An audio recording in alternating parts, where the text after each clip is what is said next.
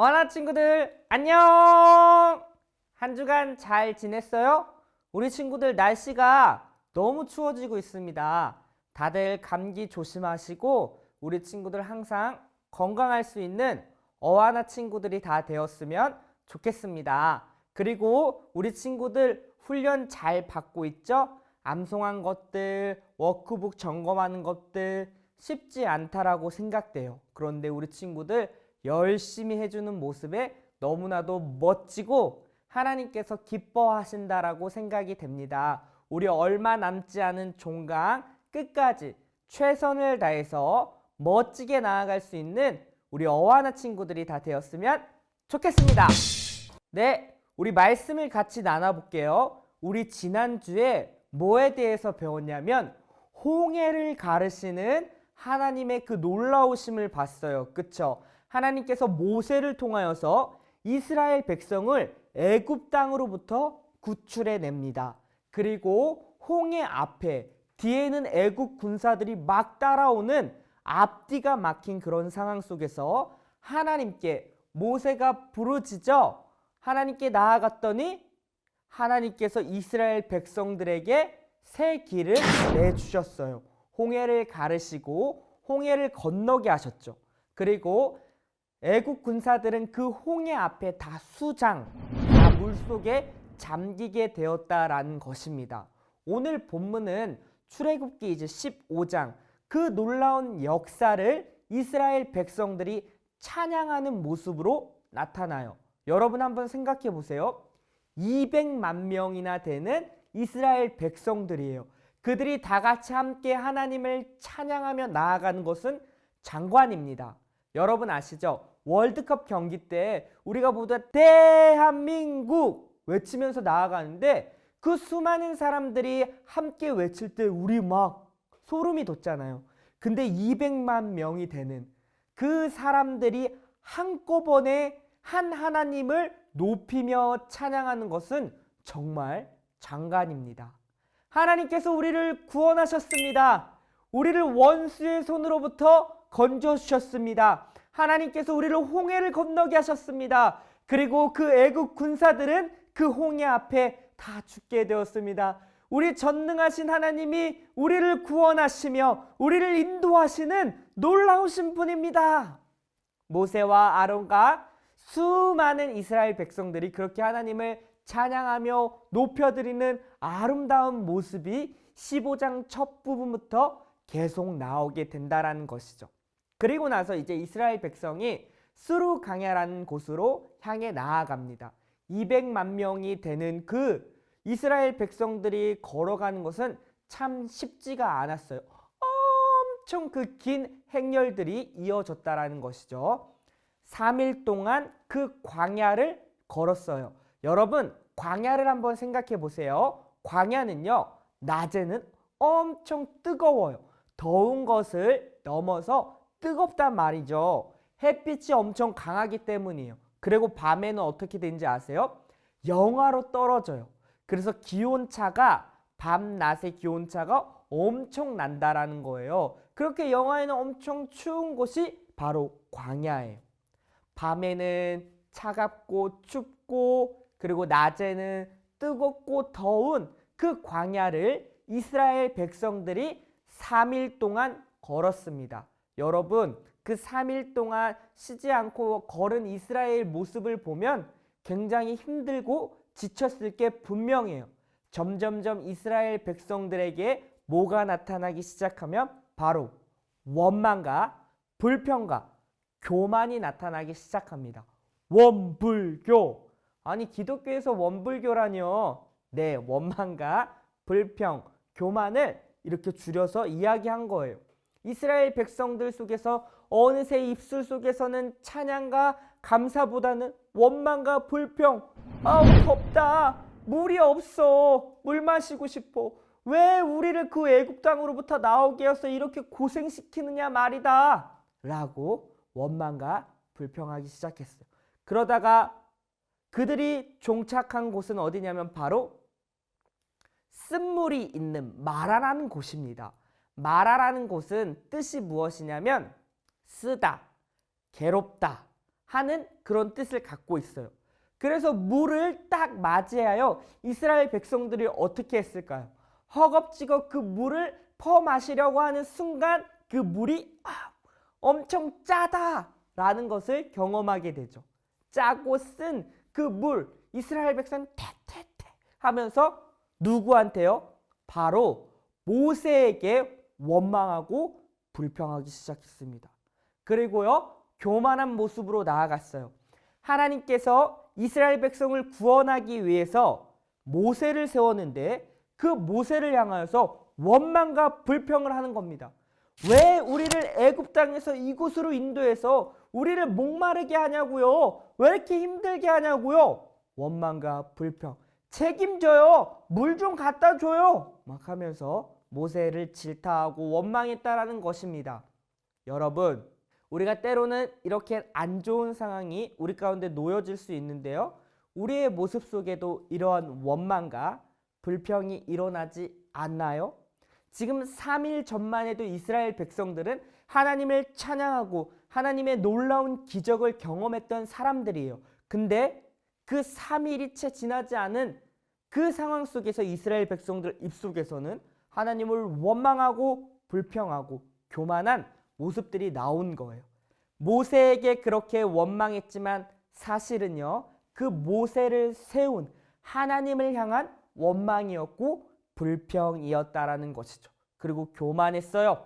하나님이 분명 세우신 그 모세를 향하여, 그 지도자를 향하여서 계속 뭐라고 하는 그러한 모습들, 우리는 이러한 모습들을 본받으면 안 된다는 것이죠. 자, 그때 모세는 어떠한 모습으로 나아가는지 아세요?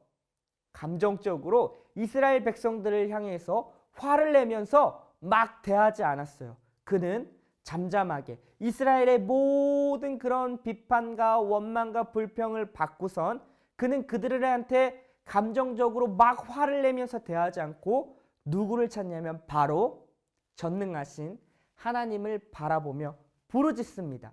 우리 같이 한번 본문을 읽어볼게요. 준비, 시작! 모세가 여호와께 부르짖었더니 여호와께서 그에게 한 나무를 가리키시니 그가 물에 던지니 물이 달게 되었더라. 출애굽기 15장 25절 말씀. 네, 여러분, 여기서 굉장히 중요한 게 나와요. 문제 앞에, 그런 어려움 앞에 이스라엘 백성들의 반응은 원망과 불평, 교만한 태도였지만 지금 모세는 어떻게 하죠? 같은 상황 속에서 모세는 원망과 불평을 하는 것이 아니라 전능하신 하나님을 바라보며 여호와께 부르짖는 모습으로 지금 나타난다라는 것입니다. 여러분, 우리가 본받아야 할 모습이죠. 우리가 때로는 힘들고 어려운 상황들이 우리 가운데 놓일 수가 있어요. 짜증나고요. 그리고 화도 나는 그런 상황들이 살다 보면 우리 가운데 놓일 수 있다는 것입니다. 그럴 때 우리가 반응해야 될 것은요, 원망하고 불평하고 남에 대해서 탓하고 엄마 때문이야, 쟤 때문이야, 제 친구 때문이에요, 이렇게 다른 사람을 탓하고 하는 것이 아니라 우리가 그런 상황 속에서 감정적인 것을 내려놓고 여호와 하나님을 바라보며 기도해야 된다는 것입니다. 여러분, 우리가 간절히 하나님께 부르짖으며 기도할 때 어떠한 일이 일어나나요? 하나님은 항상 대안을 주신다라는 것이죠. 모세가 그런 수많은 비난과 원망 앞에 하나님을 바라보고 그들을 바라보지 않고 하나님을 바라보며 주의 도움을 구하며 기도할 때 하나님이 대안을 주셨습니다. 뭐냐면 나뭇가지 하나를 들어서 그 물에 던지라 라는 대안을 주셨어요. 모세는요, 여호와의 말씀에 순종하여 나뭇가지를 그 마라라는 곳에 탁 던졌습니다. 그 순간 어떻게 되죠? 그 쓴 물이었던 마라가 한순간에 단물로 변한다라는 것입니다. 여러분, 우리 전능하신 하나님은요, 그 쓴 물을 한 번에 단물로 변화시킬 수 있는 능력의 하나님이에요. 여러분, 바닷물에 아무리 물을 부어도 그 물이 짠 것이 단물로 변하나요? 그러지 않아요. 인간적인 어떠한 방법으로도 그것을 한 번에 단번에 단물로 바꿀 수 없습니다. 그러나 우리가 믿고 있는 그 여호와 하나님은 그 쓴물을 한순간에 단물로 변화시킬 수 있는 능력의 하나님인 것을 지금 누구한테요? 이스라엘 백성들과 모세에게 보여주고 있다라는 것입니다. 네, 쓴물이 단물로 변하는 것. 그리고 게로움이라는 그 마라가 다시금 하나님의 은혜로 변화되는 것은 한순간에 이루어질 수 있다라는 것이죠.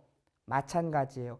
여러분, 때로는 우리에게 쓴물과 같은 상황들, 그리고 괴로움과 같은 마라와 같은 우리의 인생이 있을 수 있지만요, 전능하신 하나님은 그것을 한 번에 변화시킬 수 있는 놀라우신 분이라는 것을 우리가 기억해야 된다는 것입니다. 그리고 우리는 그런 상황 앞에서 하나님께 원망하고 불평하기보다도 어려움 속에서 하나님을 바라보며 하나님께 부르짖으며 기도해야 된다라는 것이죠.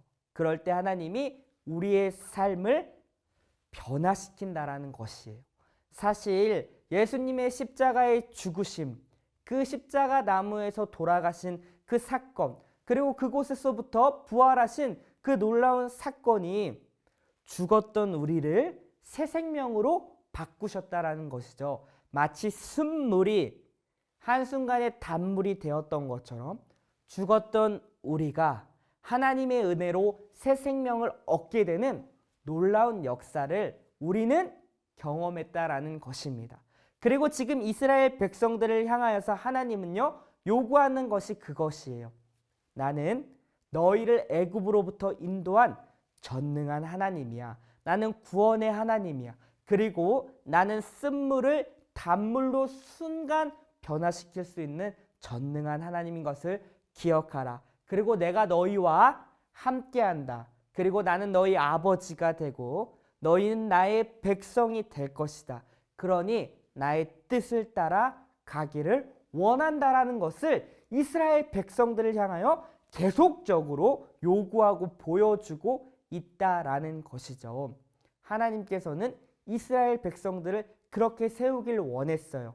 창조의 원형대로 하나님과 깊이 교제하며 하나님의 뜻대로 살아가는 백성들, 그런 민족들을 세우시길 원했다라는 것이죠. 오늘도 마찬가지입니다. 2021년을 살고 있는 우리 어와나 친구들도 하나님께서 요구하고 있는 것이 있어요. 무엇이냐면 나는 너희의 하나님이 되고 너희는 나의 백성이 되라. 내가 하는 말에 순종하며 살고 나의 뜻을 행하는 그런 어와나 우리 친구들이 되었으면 좋겠다라는 것을 우리에게 요구하고 있다라는 것입니다. 그리고 그 주님은 전능하신 분이에요. 우리의 모든 괴로움과 슬픔을 기쁨과 행복으로, 쓴물을 단물로, 죽었던 자를 새 생명 있는 자로 바꾸어 내시는 전능한 하나님인 것을 꼭 기억하고 우리 주님만을 따라가며 순종하며 나아가는 멋진 더사랑의 어와나 친구들이 다 되었으면 좋겠습니다. 목사님이 한번 기도할게요. 하나님, 오늘 출애굽기 15장 말씀을 통하여서 하나님께서 이스라엘 백성들을 어떻게 대하시는지에 대해서 배웠습니다.